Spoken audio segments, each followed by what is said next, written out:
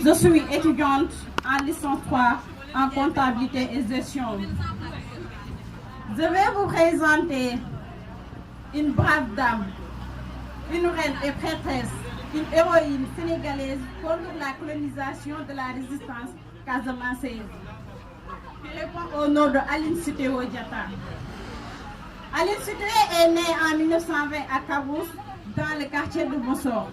La fille de Silosia Diatta et d'Assimelo Diatta est devenue le symbole de la résistance de la Casamance à toute forme de domination.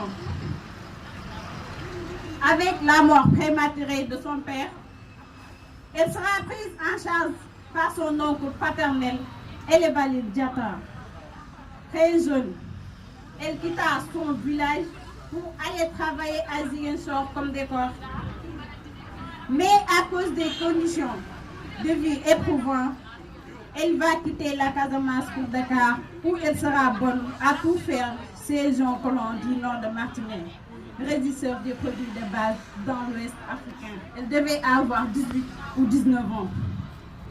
Pour certains, elle eut sa première révélation en 1941 à Dakar, lui demanda de rentrer chez elle, d'où elle mènerait une lutte pour sauver le Sénégal du colon. D'autres sources précisent que c'est le 8 mars 1940, en se rendant au travail, qu'elle entendit une voix lui dire « Rentre chez toi et il t'arrivera malheur ». Mais elle n'a pas obtempéré. Au 4e jour à son réveil, elle constata qu'elle était paralysée. Elle sera ramenée en Casamance où la paralysie cessa dès son arrivée, mais elle gardera des séquelles, notamment en boitillon. Elle demanda à son peuple le refus catégorique de toute activité imposée par les colons, le refus de payer l'impôt en espèces ou en nature, le rejet de la culture d'arachide au détriment de celle du riz, requittement enrôlement pour la guerre, et elle engagea celui-ci sur le chemin de la résistance. En outre, elle disait aussi être porteuse de messages divins qui consistaient à un retour aux sources. Ainsi, elle réhabilita l'ancien semaine Diola des 6 jours, 5 jours au travail et le repos le 6e jour, ordonna des sacrifices, de nouvelles formes de prière, une nouvelle religion traditionnelle. Faiseuse de miracles, une sécheresse s'est abattue sur son village. La population lui demanda d'azur. Pour certains, c'est après une concentration suivie de ces incantations que la pluie vint et que la sécheresse fut balayée.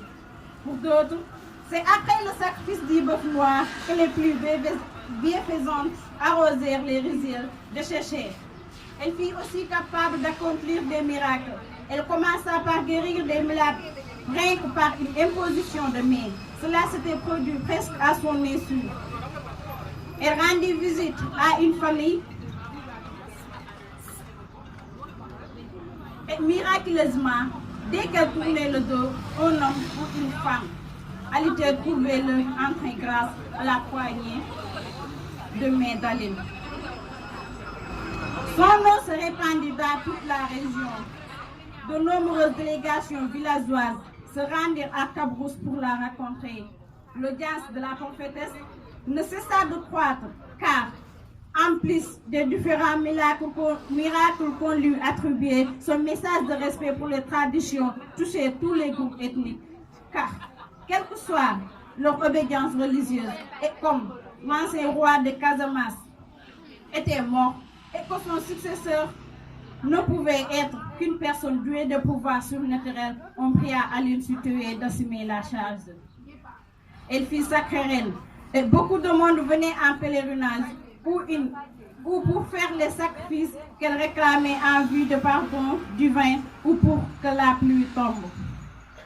Rebelle et insoumise, devant le nombre de plus en plus important des gens qui venaient en pèlerinage ou qui se réclamaient de ses idées ou qui désobéissaient au Toubab, les colons sentent le danger grandit de plus en plus, se lancer à sa recherche.